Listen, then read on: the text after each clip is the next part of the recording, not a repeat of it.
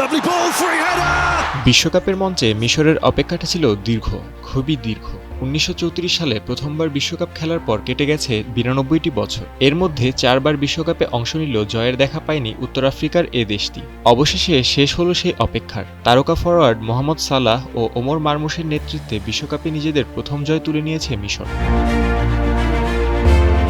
আজ নিউজিল্যান্ডের বিপক্ষে গ্রুপ পর্বের গুরুত্বপূর্ণ ম্যাচে শুরু থেকে আক্রমণাত্মক ফুটবল খেলতে থাকে মিশরীয়রা। ম্যাচের নিয়ন্ত্রণ নিজেদের হাতে রেখে একের পর এক সুযোগ তৈরি করে সালাহরা। প্রথমার্ধে এগিয়ে যায় মিশর, এরপর দ্বিতীয়ার্ধে আরও ২টি গোল করে জয় নিশ্চিত করে তারা। শেষ পর্যন্ত নিউজিল্যান্ডকে ৩-১ গোলে হারিয়ে ইতিহাস করে ফারাওরা। এই জয়ে শুধু ৩ পয়েন্টই নয়, ভেঙেছে প্রায় ১ শতাব্দীর হতাশার দেয়ালও। বিশ্বকাপ ইতিহাসে এটাই মিশরের প্রথম জয়, যা দেশটির ফুটবল ইতিহাসে নতুন অধ্যায় হয়ে থাকবে। ইজিপশিয়ান কিংয়ের নেতৃত্বে পাওয়া এই সাফল্যে উচ্ছ্বাসিত মিশরীয় সমর্থকরা। গ্রুপ পর্বের এক ম্যাচ ড্র ও আজকের জয়ে দলটি উঠে গেছে পয়েন্ট টেবিলের শীর্ষে।